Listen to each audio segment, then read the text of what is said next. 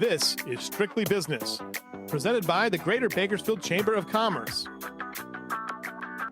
Sponsored in part by the law offices of Young Wooldridge, San Joaquin Community Hospital,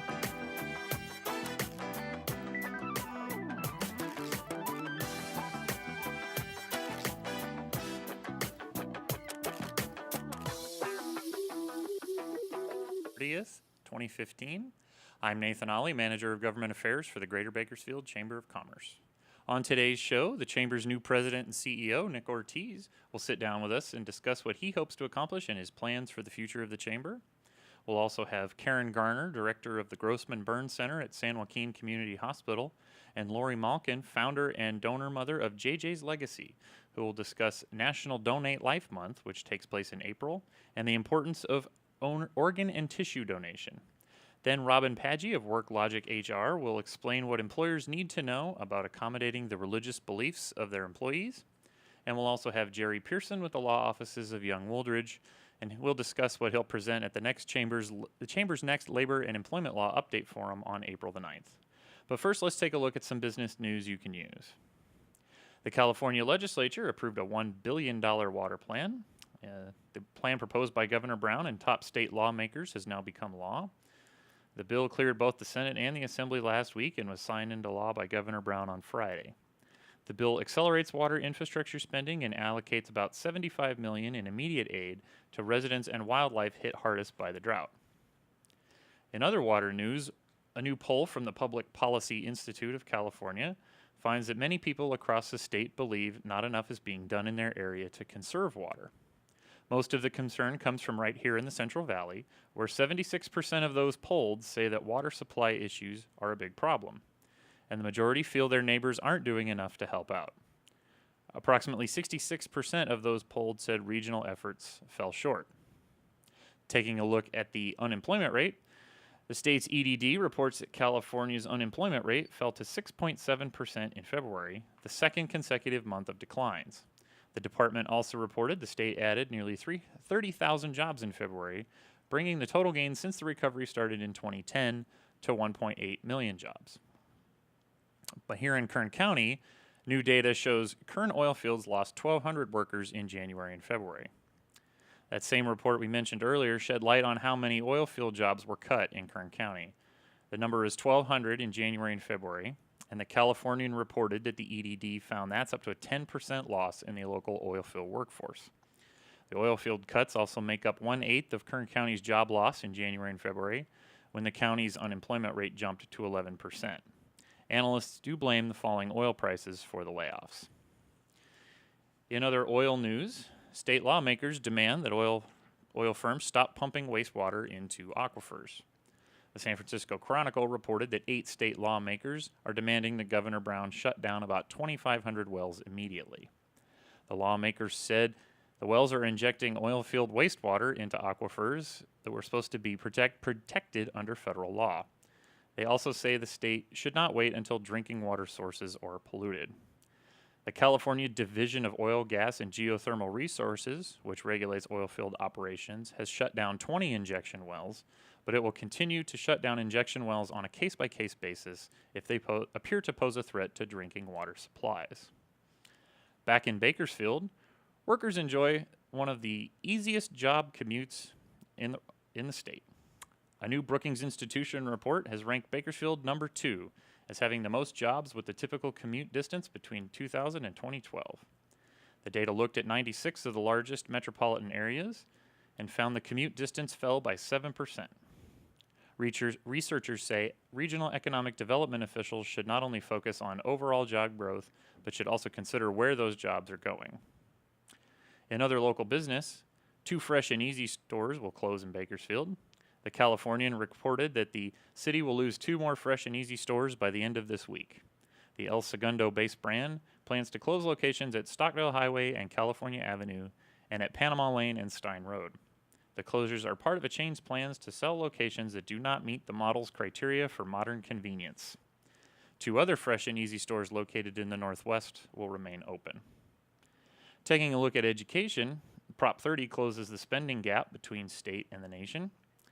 California is expected to spend more on K through 12 students this school year, according to new data from the National Education Association. The state is expected to spend just over $11,000 per student and rank 29th nationally.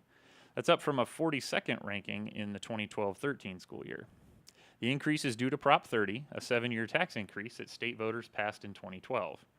The proposition is expected to bring in an additional $7.9 billion to school funding this year.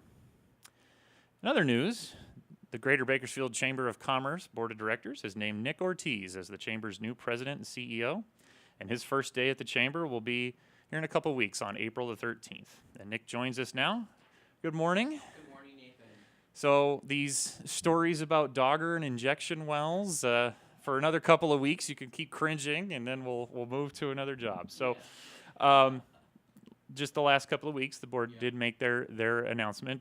So what was your reaction when they bestowed on you the honor of running this organization? Well, it really is an honor.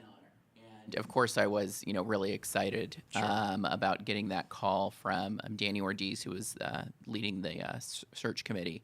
But the chamber has not only been, an excellent community partner, a pillar of our community, but it's played a really vital role in my personal career. Right. As a lot of people know, I used to work at the chamber. I used to have your job as government affairs manager. And, I can trace a lot of my both professional and personal growth to my time at the chamber. And it was just really, it's going to be a delight to come back and lead this organization because I really am passionate about it, really am passionate about the effect that the business community can have in Bakersfield and Kern County, and I'm really looking forward to starting in this new role. Well, we're looking forward to having you. Couple of things you could tell us. First 90 days, first 6 months, some things you want to accomplish? I don't want to put you on the spot. Yeah, exactly. I don't want to make waves or news. No. Well, I mean, the great thing about the chamber is that, it is member-powered and member-driven. And, the members really do vision what they want from their business organization. And so the chamber has a plan of work. And so it's a plan of work that each of the councils and committees put together for their segment. And the board approves it every year. And they have approved this document, which really lays out the plan for chamber staff to work on. And so my plan is really just to complete that plan of work as best as possible. But also I want to make sure that, now that, this transition is going to be complete because we have been without a CEO. We've had an interim CEO in the return of Chris Frank, who's just been excellent. It's been great to have her. But I want to make sure that the members know that, our door is always open, that I'm interested in member feedback and business feedback about what the chamber can do for them. And I think that's a big piece of what the first, 3 months are really going to be about getting immersed and making sure we complete that plan of work, but also making sure that the members know me and know that I'm always going to be accessible for them. Great. And you mentioned having been at the chamber in my position. So that explains where all the change came from in the desk. And then you're finishing up your tenure at WISPA and have worked for PG&E. Yeah. So how do you think these experiences will help as you move into this new role? Sure. Working at both PG&E and Western States Petroleum Association, I've really not only been able to get value out of the chamber through, networking and other things like that, but a big part of my role at both of those organizations is advocacy and looking out for the industries that I was representing. And, the chamber has been an incredible partner and has always been there when I needed them, whether at PG&E or at WISPA. And so I think that, what kind of perspective that gives me is really the value of chamber membership and, maybe some interesting ways on communicating that value to our members going forward, because I've kind of firsthand experienced how valuable the chamber can be. And, it's just great to be back. And I feel like I never left because, like I said, I've always been, working with the chamber, always been, in contact and making sure that the chamber knows about our issues at WISPA and at PG&E. So it's just great to be back. So we've got that one last final minute here. Just the one thing, the most exciting thing about coming back? Sure. I mean, it's just really going to be working with the members and the board and the staff. I mean, this organization has incredible volunteers. That is one thing that has never changed and has not changed, since I've been away. And I just want to make sure that our volunteers know how valuable they are to us, how much we enjoy them, how much we need them to complete all of the projects and the programs at the chamber.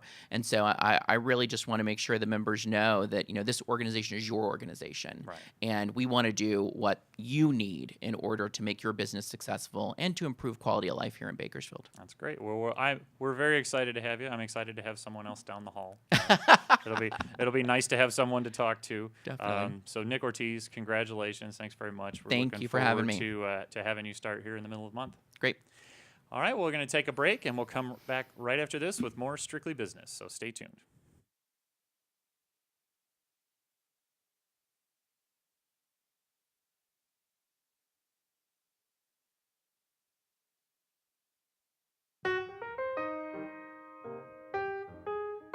Business